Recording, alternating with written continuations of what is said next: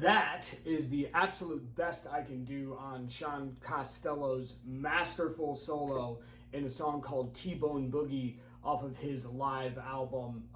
It took an hour to get that take, and the reason that I share it, warts and all, is just to show people how difficult it can be when the lights are on and I'm just in my little room here. I'm not even trying to play that song live right now. I have played that song live. It's gone okay.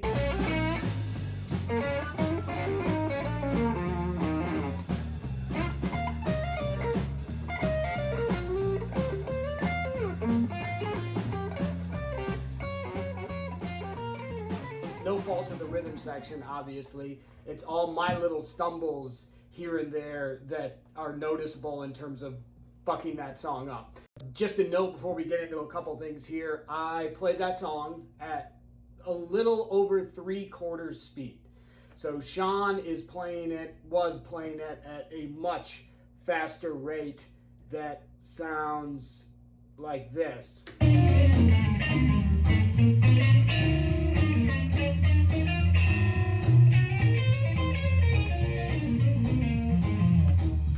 Anyway, I'm going to get into a couple of the key licks, some of the killer licks that are in this song. I don't know, this song's just a masterpiece in my mind. The first time I heard it, I heard that chromatic walk up from the 1 to the 4 towards the end of the solo, and I just thought, that's so simple and so easy sounding. Why didn't I think of that? Why hasn't anybody done that before? It's kind of a rockabilly thing. He's obviously mixing a lot of stuff together here. But in addition to that, there's some extremely intricate and interesting licks in this song that I am obviously still trying to figure all out. So we'll get into all of that. So for those of you who don't know, Sean Costello, who has unfortunately passed, I think in 2008, was a rising blues phenom back in the early 2000s. And, he probably had the ability to become something like the next Stevie Ray Vaughan, honestly. His playing was outstanding and technical and intricate, But unlike a lot of people who have a lot of technical skills and whose playing is really technical, he also had a lot of soul. Every little note was filled with his love for the blues and his love for playing guitar, and you can just hear that coming through.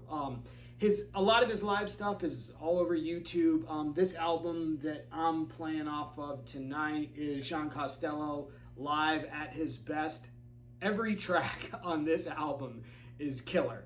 And it has provided me with years worth of lessons about not just playing guitar, but about how to do things just a little bit differently to set my playing apart, at least I think set my playing apart from a lot of other people out there who are playing blues music. So anyway, you should go check out all of Sean's stuff. He's originally from the Atlanta area. I've had the privilege of playing with one guy who actually knew him growing up and was around when he was kind of up and coming. And there's some other guys in Georgia here that have ties to, Sean's old community of musicians. Eddie 9-Volt out of Atlanta, or Macon, sorry, and there's a guy named Cody Matlock out of Macon who also has some ties to some of the musicians that were in Sean's circle. So go check out his stuff, and I'll get into some of my favorite licks from this little piece right here.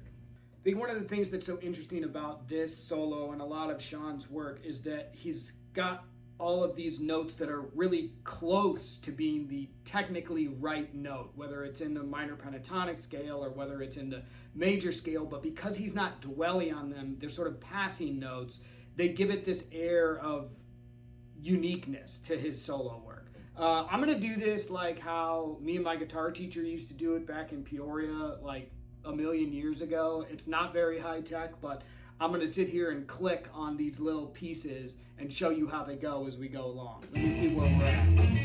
All right. This is all pretty standard minor pentatonic stuff. And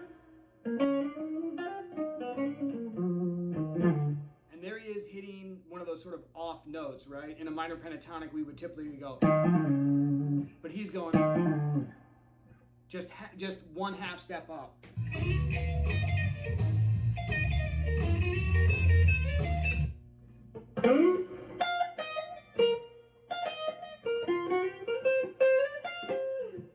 This is where it gets crazy.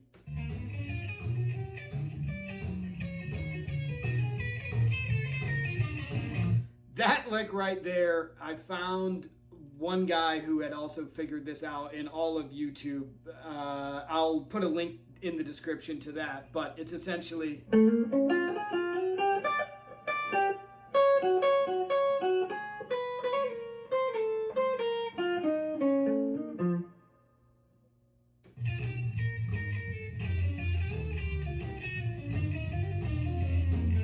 Let me see if I can remember all that.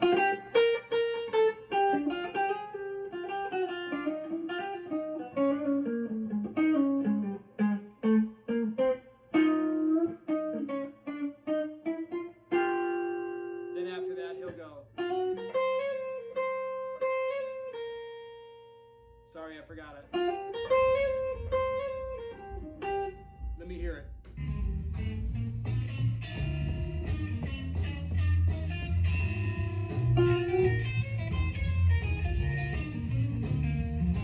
This lick is crazy. This is very special right here.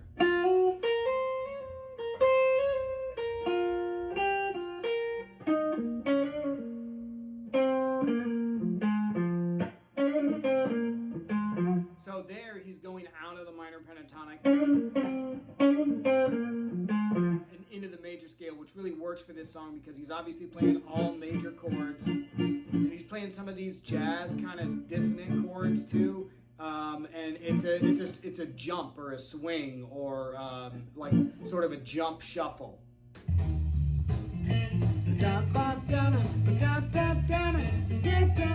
That riff is crazy to me because it's just like so out of the normal typical like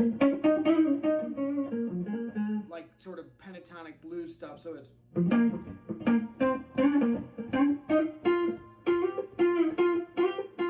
whoop.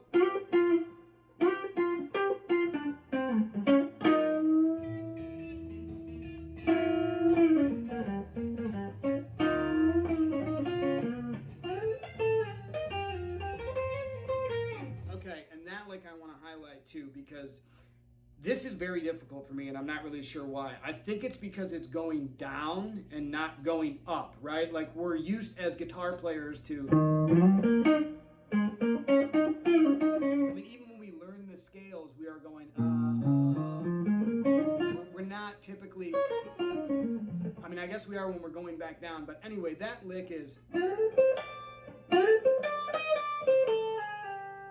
me remember it.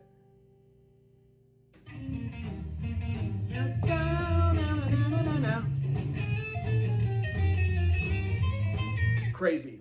It's one of those licks that I think I have to play it at speed to remember it.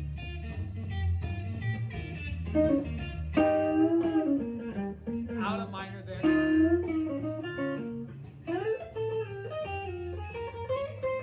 Right, so it's this.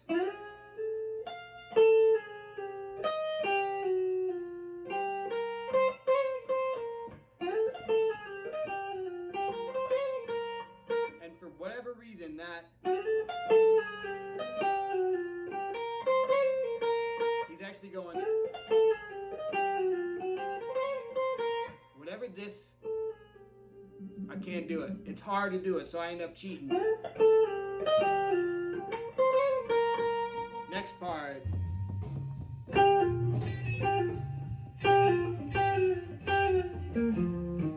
Half. This is crazy.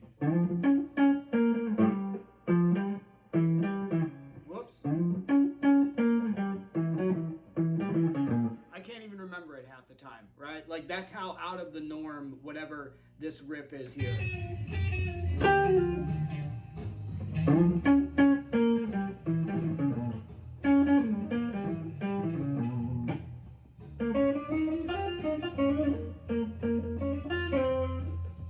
Then back up. This is another riff. This is another riff that I want to point out that's very special.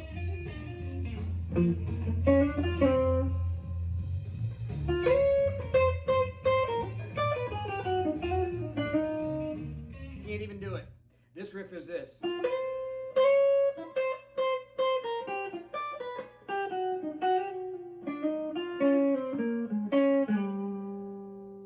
That to me is very special because I don't know how he came up with that, but you know, first off, he's coming out of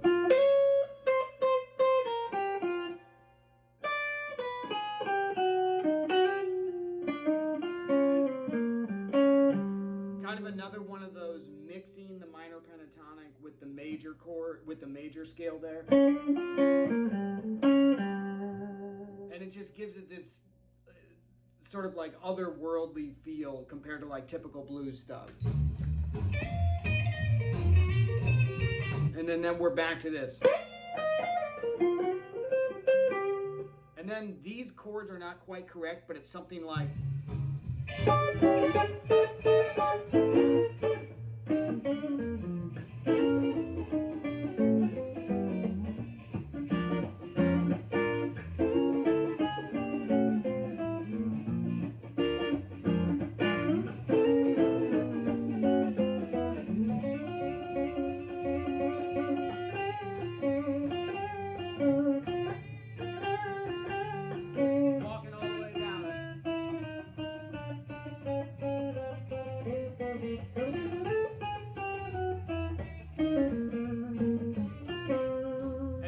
part.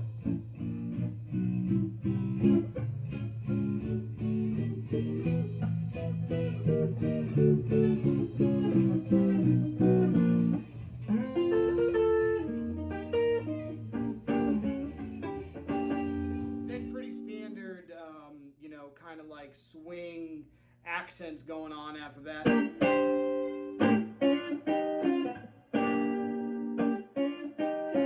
I want to note here after we go to the 4, he can do this, which is an iteration of this this B flat, this A sharp chord, B flat, whatever you want to call it. But he can also do this on the 1. I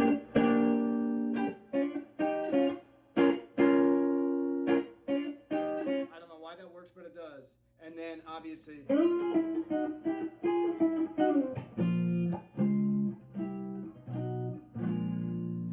the roots of this little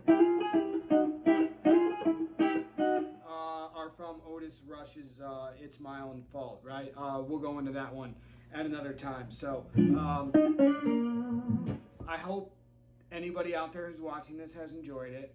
I've enjoyed finally being able to talk about this song, even if it's just to myself in this little room and into this screen right here, because I've been obsessed with this song for a really long time and all the work in it, and maybe one of these days I'll actually be able to play it 100% correct and not just like 80% of the way there. And by the way, 80 is the magic number here because 0.80 speed is what I was playing it at just now and at the beginning of this video. So a little bit more than 3/4 speed. Sean is obviously flying a lot faster than that. So anyway, if you like what you see here, like and subscribe. I don't know how often I'm going to be doing these things, but this is the home for my band, the Savannah Morning Blues.